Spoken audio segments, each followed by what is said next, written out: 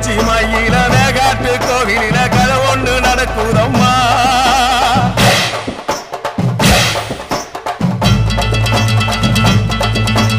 காட்டு புலி ஒண்ணு காயம் பட்டு போச்சே காரணம் யார் சொல்லம்மா.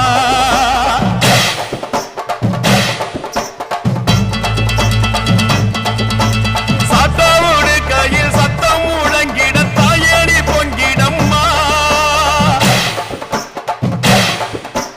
சாத்தாவோடு கையில் சத்தம் முழங்கிட தாயணி பொங்கிடம்மா. சூளக்காளியே அத்தா தாயே, சூளக்காளியே